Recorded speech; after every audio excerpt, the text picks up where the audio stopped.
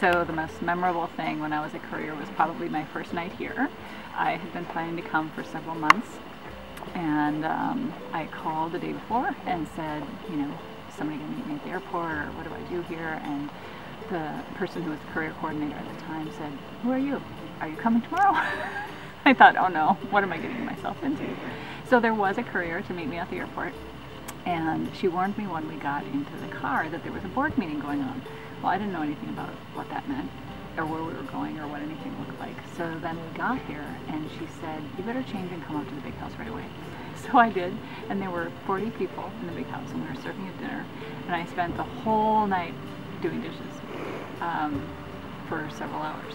And somewhere in the middle of that, Kate Ireland came in and introduced herself and said, you're a new courier, and just kind of, you know, threw some orders at me, but also really welcomed me warmly. And I thought, all right, maybe this is gonna work out all right.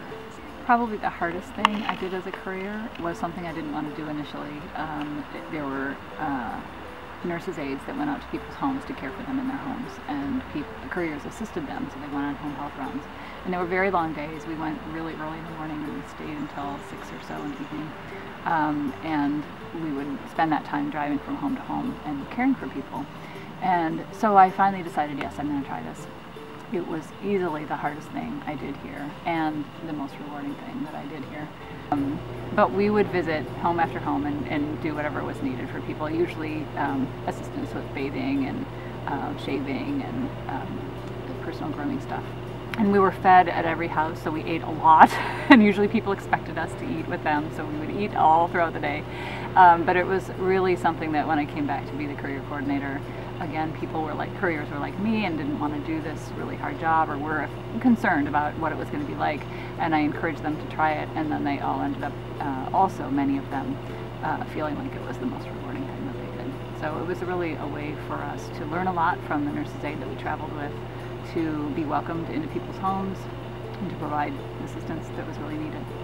When I came, I was coming here as an internship, and I was designing my own degree, and it was in public health and child development, and I knew I was going to go on and probably get a public health education degree.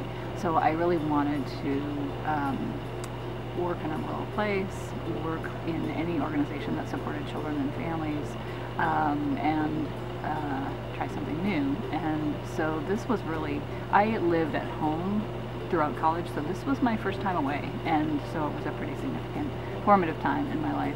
And for me, I realized I could do it. When I arrived, somebody said to me, you're going to do things you never dreamed you would do every day, and I did. I was doing that within a couple days of being here.